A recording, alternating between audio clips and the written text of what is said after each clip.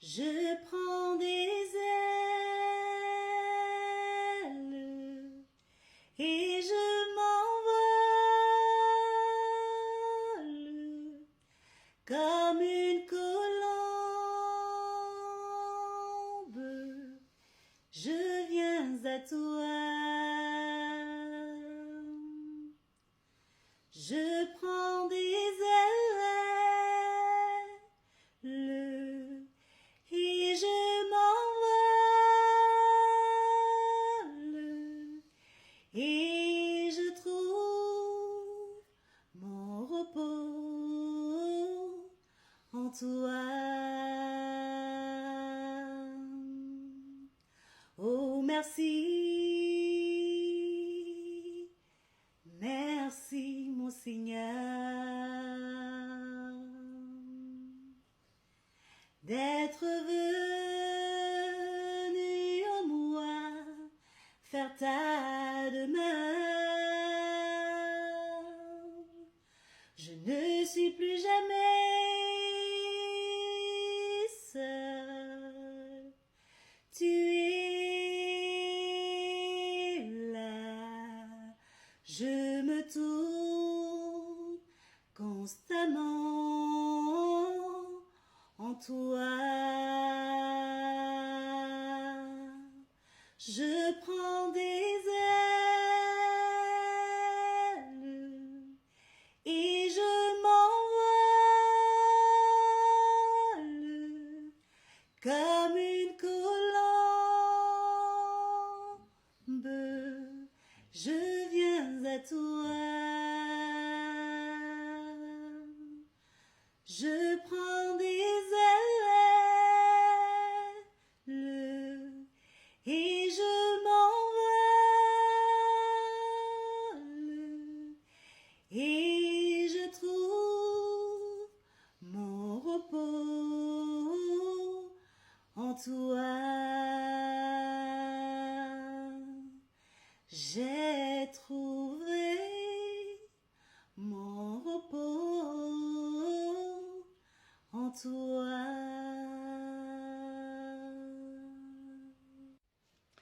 Bonjour à tous, bonjour mes chers amis, heureux de nous retrouver encore ce matin. Nous voulons poursuivre notre magnifique thème, la vérité sur le vrai Jésus fait mal.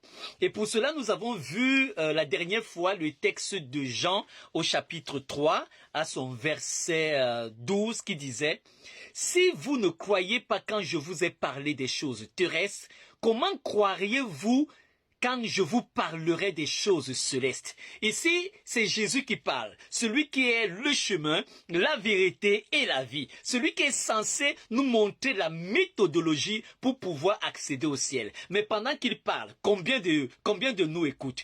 Il vient nous dire fièrement que il est impossible qu'on te parle des choses spirituelles, des choses du ciel, des choses de Dieu, si on ne t'a pas déjà expliqué des choses terrestres qui pourront te permettre de comprendre jusqu'à te faire comprendre des choses célestes. Donc, si Jésus qui est Dieu vient déjà lui-même nous dire que c'est une mauvaise méthodologie, qu'on te parle directement de Dieu, qu'on te parle directement des choses spirituelles, toi, comment est-ce que tu as commencé les choses de Dieu? On est venu te brandir en Jésus, on est venu te brandir un Dieu inconnu, un Dieu invisible, que tu n'as jamais vu, que tu ne connais pas, et tu le sers aujourd'hui, et tu le supportes fort bien, comme nous dit le texte de 2 Corinthiens au chapitre 11 et au verset 4, qui nous dit ceci. Car si quelqu'un vient vous prêcher un autre Jésus que celui que nous avons prêché, ou si vous recevez un autre esprit que celui que vous avez reçu, ou un autre évangile que celui que vous avez embrassé, vous le supportez fort bien. On t'a parlé d'un Jésus imaginaire, on t'a parlé, en fait, on t'a communiqué un esprit bizarre et qui te fait faire les bobo chokourou bababa, je sais pas trop quoi, et tu le brandis à haute et intelligible voix devant tout le monde, chose qui n'est pas biblique. C'est vrai que le parler en langue il existe, mais tu parles en langue et personne n'entend, ne peut expliquer ce que tu dis, t'as pas le droit de le parler, mais tu le supportes fort bien et tu le publies partout dans tes chansons, dans tes prédications, ainsi de suite, et tu te crois trop spirituel à cause de ça. C'est pas biblique. Et On t'a présenté un évangile, certainement, qui n'avait rien à voir selon la connotation de Jésus. Tu l'as supporté fort bien. Ce qui est encore marrant, c'est que tu le supportes fort bien. Tu le défends et tu es même prêt à bagarrer pour cet évangile-là. Regarde-toi, regarde ton attitude. Et tu es prêt encore à t'examiner, à écouter ce qu'on te dit, qui est contraire à ce que tu as écouté? Non, parce que tu supportes fort bien l'unique que tu as eu à avoir. Alors, pourtant, nous nous rendons compte d'une chose. Dieu est descendu dans le corps du Fils de l'homme appelé Jésus. Voilà pourquoi il est très important pour nous autres de savoir quel est le corps où Dieu est descendu, où le Saint-Esprit est descendu. Parce que le Saint-Esprit n'est pas descendu sur deux corps. C'est vrai qu'il y a beaucoup de personnes aujourd'hui qui nous posent la question, qui disent « Ah, le Dieu est mort » et ainsi de suite. Vraiment, c'est le niveau le plus élémentaire de la connaissance de qui est Christ. Christ est égal au Saint-Esprit et le Saint-Esprit est égal à Dieu. Et Jésus ne pouvait pas mourir tant que le Saint-Esprit était en lui. Voilà pourquoi il a fallu que le Saint-Esprit le quitte pour que Jésus puisse mourir. Et pour cela, j'interpelle un peu ceux qui ont quelques petites notions en mathématiques. Vous ne me direz pas le contraire.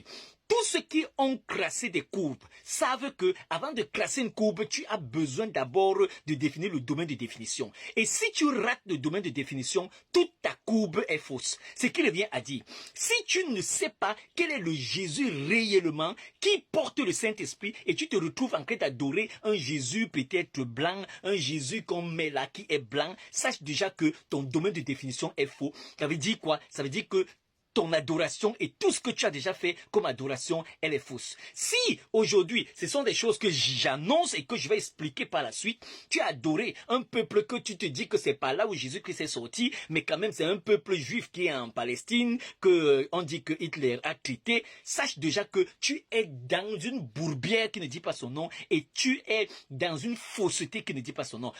Mon cher, pour donc dénicher la vérité sur Jésus, il faudrait que tu viennes avec nous dans la genèse de l'histoire de Jésus. Il faudrait que tu acceptes de faire des recherches comme nous faisons des recherches pour trouver que Jésus est né de la tribu de Juda. Maintenant, de cette tribu, elle a commencé où? Et comment est-ce qu'elle a procédé pour que tu puisses trouver le véritable peuple juif, le véritable peuple de Dieu?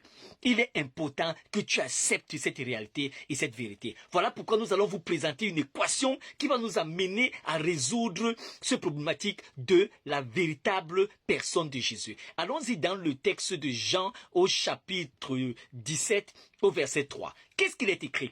Il nous est dit ici: or, la vie éternelle, c'est qu'ils te connaissent. Pour avoir la vie éternelle, c'est une chose simple. Le Seigneur nous dit, or, pourtant, cependant, la vie éternelle, c'est qu'ils te connaissent. Est-ce que Jésus ne nous a pas dit ça dans Jean au chapitre 8, au verset 32, où il dit, vous connaîtrez la vérité et la vérité, c'est elle qui vous affranchira. Il n'a jamais dit que ce sera vos jeûnes, vos prières, le fait de chasser les démons qui vous affranchiront. Non! Il n'a jamais dit ça. Bien vrai que cela n'est pas faux de jeûner, de prier, mais il faut jeûner et prier quand tu as déjà trouvé le vrai Jésus.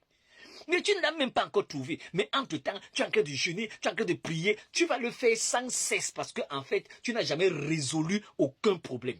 Et on regarde par exemple Osée 4. Là, c'est Dieu lui-même qui vient parler. Dieu qui vient se plaindre. Il dit que mon peuple périt. Faute de quoi? Faute de connaissance. La connaissance est quelque chose de capital. Et comme la connaissance est quelque chose de capital, il est important que tu comprennes que pour accéder au ciel là, tu as besoin d'avoir la connaissance. Maintenant, la connaissance de quoi? Il dit la connaissance du seul vrai Dieu. Aïe, aïe, aïe. Là, il s'est arrêté d'abord là. La connaissance du seul vrai Dieu. Jusqu'à présent, on a commencé avec la connaissance. Après, on est passé par la connaissance de qui? Du seul vrai Dieu. Jusque-là, on ne vous a même pas encore parlé de Jésus. Hein. On dit que pour entrer au ciel, bon, peut-être toi, tu vas dans les églises, tu vas chasser les démons, tu vas faire ci ou ça, parce que tu cherches autre chose, mais pas le salut. Parce que si c'est le salut de ton âme que tu cherchais, tu chercherais la méthodologie selon Dieu. Et la méthodologie selon Dieu te dit que pour entrer dans le ciel de Dieu là, tu dois d'abord avoir la connaissance. Quelle est la connaissance que tu as? Et cette connaissance-là, elle commence d'abord par la connaissance du seul vrai Dieu. Parce que par la suite, on dit que, et conjonction de coordination, et celui que le seul vrai Dieu envoie, qui est qui? Jésus-Christ. Donc, c'est Jésus c'est le seul vrai Dieu qui te montre le vrai Jésus. Donc, pour l'instant, tu as besoin d'avoir la connaissance du seul vrai Dieu. Et quand on parle du seul vrai Dieu, ça veut dire qu'il y a une probabilité qu'il y ait des faux dieux. Et ça, nous allons trouver ça dans 1 Corinthiens au chapitre 8, au verset 5, qui dit: car s'il est des êtres qui sont appelés Dieu, soit dans le ciel, soit sur la terre, comme il existe réellement plusieurs dieux et plusieurs seigneurs. Donc il existe plusieurs dieux, et il existe plusieurs seigneurs Jésus. Mais entre-temps, toi donc qui es là, dis-moi mon frère, dis-moi, quel est le Dieu que tu adores aujourd'hui? Il dit: oh, la vie éternelle, c'est qu'ils te connaissent. Tu dois avoir la connaissance du seul vrai Dieu. Est-ce que tu as déjà rencontré ce seul vrai Dieu? Comment tu l'as rencontré? Imagine donc que toi, tu es un homme terrestre et Dieu est esprit. Toi, tu l'as rencontré comment? Pour le rencontrer, tu as besoin des choses terrestres qui vont t'amener à avoir la connaissance de ce Dieu céleste. Voilà pourquoi Dieu, qui est esprit, Dieu, qui est une entité spirituelle, qu'est-ce qu'il a fait? Il s'est choisi un peuple qu'il a pris comme son peuple. Donc déjà, Dieu qui est esprit choisit un peuple, on ne va pas appeler ce peuple-là qu'il est mort spirituellement. Vous aussi, vous exagérez. Dieu, dans sa dispensation, Dieu, dans sa souveraineté, est libre de aimer, libre de haïr, libre de choisir, libre de rejeter. Dieu a choisi un peuple et il s'est promis que c'est son peuple. Il a choisi que c'est son peuple. Et personne ne peut venir traiter ce peuple de mort spirituelle ou je ne sais pas trop quoi. Dieu a choisi Abraham.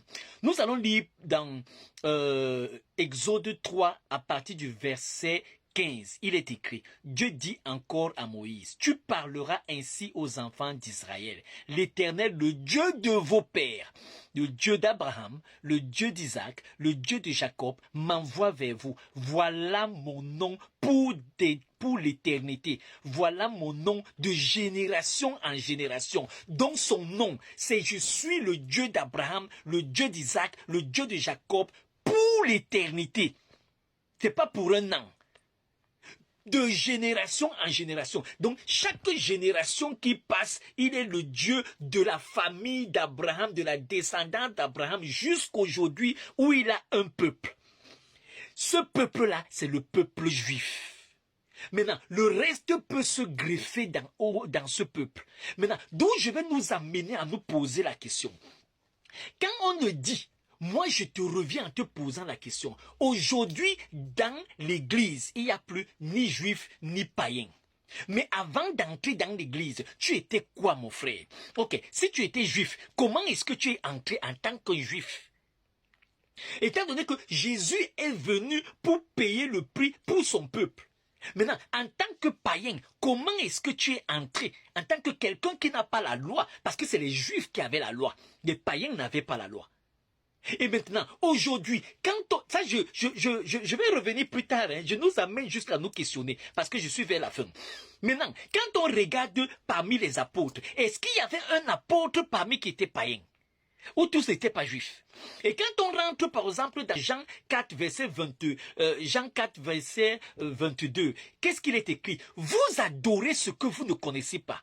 Nous adorons ce que nous connaissons, car le salut vient des Juifs. Le salut vient des Juifs. Mais aujourd'hui, on voit les païens qui prêchent aux Juifs. Scandale. Bien-aimés dans le Seigneur, si vous aimez la vérité, vous la trouverez. Le Seigneur permettra. Mais si vous n'aimez pas la vérité, ça veut dire que Dieu ne vous a pas donné ça. Ça vous est passé outre. Like, mon frère. Aime. Partage. Permets que quelqu'un puisse, peut-être, Dieu peut lui faire grâce. Il écoute, il comprend. Vous êtes bénis. Merci et à très vite. Votre humble serviteur et ami, Yves Christian.